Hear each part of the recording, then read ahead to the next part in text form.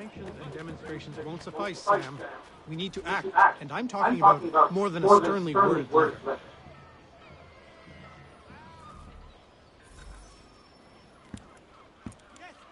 Ah, Connor. Hello again.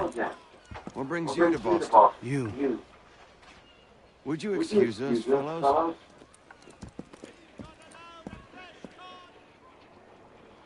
Thank you. That conversation was about to turn unpleasant. Now, what can I do for you? I was hoping you could help me locate William Johnson. Of course. I'm headed to a meeting with some men who should be able to help. Why don't you come along? Well, it's good to see the people finally taking a stand against injustice. Says the man who owns a slave. Ooh, sorry? I practice what I preach, my friend. She's not a slave, but a free woman. At least on paper. Men's minds are not so easily turned. It's a tragedy that for all our progress, still we cling to such barbarism. Then speak out against it. We must focus first on defending our rights. When this is done, we'll have the luxury of addressing these other matters. You speak as though your condition is equal to that of a slave. It is not. Tell that to my neighbor who was compelled to quarter British troops, or to my friend whose store was closed because he displeased the crown. The people here are no freer than sorry. You offer excuses instead of solutions. All people should be equal, and not in turns. It's in terms, or not at all. We must compromise, Connor, however painful that may be. Try and... Hey! It's my own, no matter what you did, your taxmen say! The guns in Parliament who want to take my property, you tell them to sell it first of all, and take it themselves! It's not open for discussion! Open this door or these men will break it down! I trust the mounting evidence is proof enough, Connor. Continue on. I shall meet you at our destination. Those stains, that material, send it to the lab for the enemy. Is that all you have? Come on, you lobster bag! Anyway, from the lab and get that information as well. What we did here was that they had sprayed a bunch of substances in the car. There's evidence of testing legs. All over the side panels. It looked like they were trying to infer, but they couldn't quite say outright. But it looked like what happened was perhaps Justice for once. I dare the governor to send more. The diagrams and images that we've seen is that maybe, maybe You all right? at some point I'm fine. example was placed in It's not my first dance. For For all your teeth and claws, these little foxes, they fight like puppies. On that third row, also in the trunk, underneath the trunk line, so again it seems Thank you, my like friend. very likely I'd buy you an egg. I'm expecting somewhere else. in the trunk underneath the rear trunk liner before those bags were placed into the front trunk. Now, we heard about, nearly a dozen air fresheners that were kind of littered all around the car. Not just around the car, but in the bag that was in the front trunk. David had apparently tried to put air fresheners in there like that was going to help a honey that had been decomposing for down there 5 months. There was a center console, a bunch of air fresheners. There were air fresheners in the back of the car. There were air fresheners. There was ones that would plug into the vents. So this guy to really think that you could basically use air fresheners to cover up a body that had been in the car for months is lunacy. I could not believe that that's really the route that he went. And he just sat there, face through the whole thing, just basically no reaction, looking at the screen, looking at the evidence that was really, really damning. So what I'm going to do is I'm going to kind of like take you through some of these details, some of the evidence that was kind of, captured there. I'm going to do like I did before, I hand the camera over, I'm going to hold my notes in both hands. So basically, there was a whole lot of updates from these criminalists. So criminalists from the LAPD's field investigation unit, they're basically scientific investigators that have worked for years. They gave their names. I'm not going to give you the people's names just for privacy reasons. I think it's worth it. They're really genuine to give you their names. So I don't want anyone to get in touch or look them up or anything like that. But there were one scientific investigator that worked for these 7 years.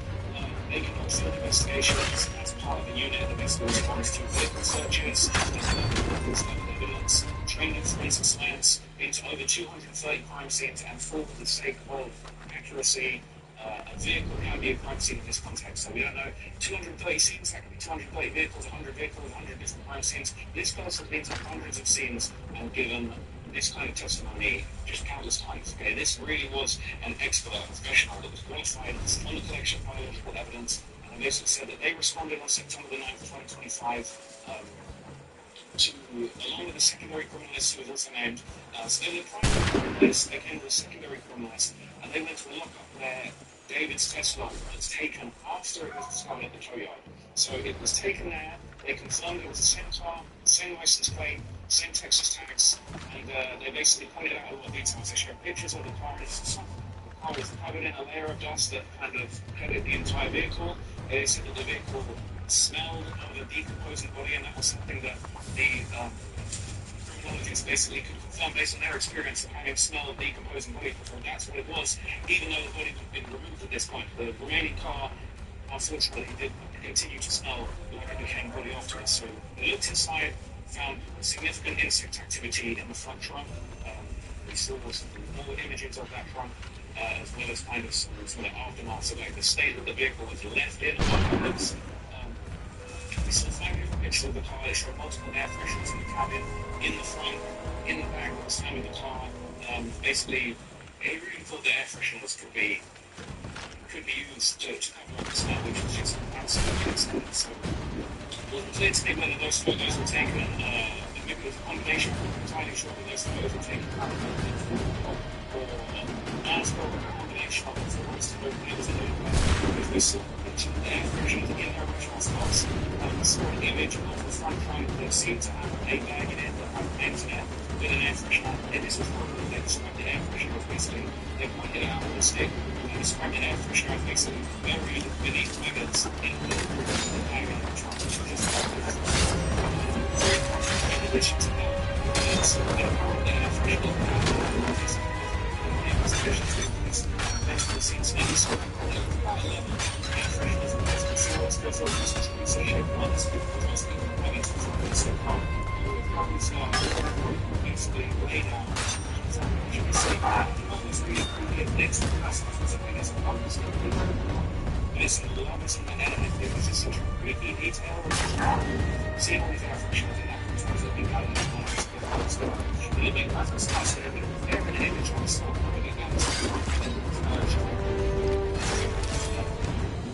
So we had a really fun shot for that. We came back, let's have a quick last video, and all of this stuff happened afterwards. So those very brief details about the air freshener I already had on the last you guys. But after that, they basically did some updates. So before we go back to the testimony, there was kind of some housekeeping in the courtroom. And they basically, had some conversations. They basically said they wanted to kind of lower the amount of laptops being used, a little bit too many laptops being used. And what's very, very interesting is that the civil lawyer of the Celestis family was admonished by the judge because apparently he had a laptop, but because he's not media, he's actually not supposed to be using a laptop. But apparently, there was a comment that was made outside the court where he was basically told, you're not supposed to have a laptop, and he made some comment. Apparently to the judge in the hallway or something. I've not seen a judge in the hallway, but they must have put to pass. And apparently he made a comment saying, is that your rule or is that the court's rule? So a little snarky comment that he made, and the judge was pissed. Called Celeste's family civil lawyer in front of the criminal court, in front of everybody, and admonished him, and basically in front of everyone, and said he needs to communicate more respectfully in the courtroom. She basically made an example out of him in front of everybody, and just said, look, no laptops will be not being going for press. People can be using their laptops to record. Unless you're accredited press, you cannot have your laptop in that. Now, I was, to be honest, I found that when I had my laptop yesterday, obviously I did have a press pass and I was allowed in as part of the press kind of overflow section. I actually found it right now. So after that point, they were like, look, cut down on the laptop. I was like, Connor, I'd like you to meet some like-minded friends. The owner of this fine establishment, William Molyneux, and the manager and chef of his newest venture, Stéphane Chapeau. Connor and I just had a ball with some red coats for forcing some taxmen under my home. The collectors grow bold and more something we must address, sadly. Then let us raise a banner. Something to let the people know that they are not alone. The docks are an angry place. Protesters picketing the latest shipments of British tea. The eyes of the city are upon that stage. Bostonian without his teeth, dangerous beast. William Johnson, smuggling the tea off the ships. One of his men tried to sell me this. A sample of what I refused. But it's from those ships. No mistaking the stamp.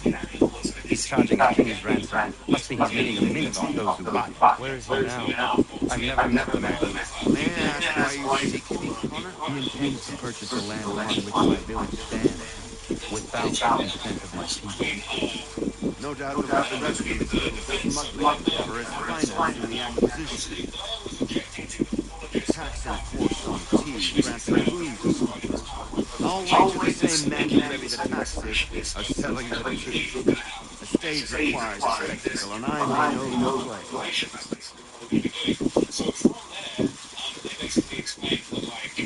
Connor, head back to the dock and see to the destruction of the tea. You should need us to return here. So apparently later on they revealed that apparently Beth Blair had a different trial and a whole different topic that had been really spicy and fierce and bitter.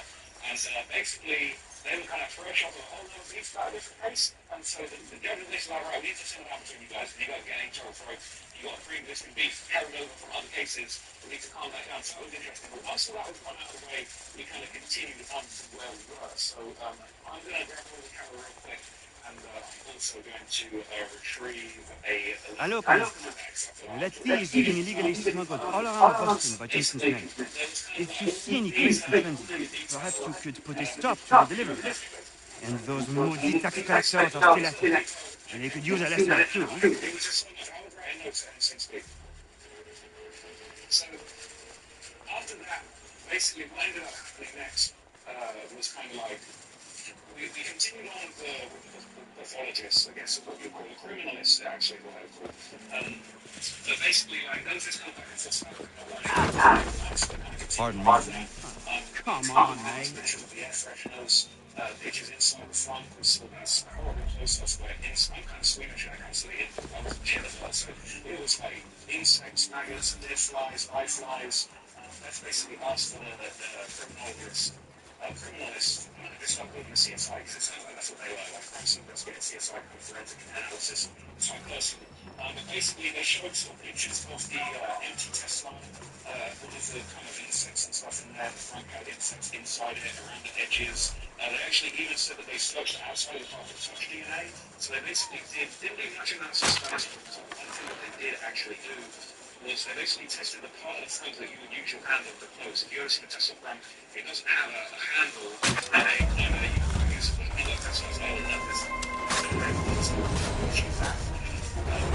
It's not just that, and then push it out. So that's so after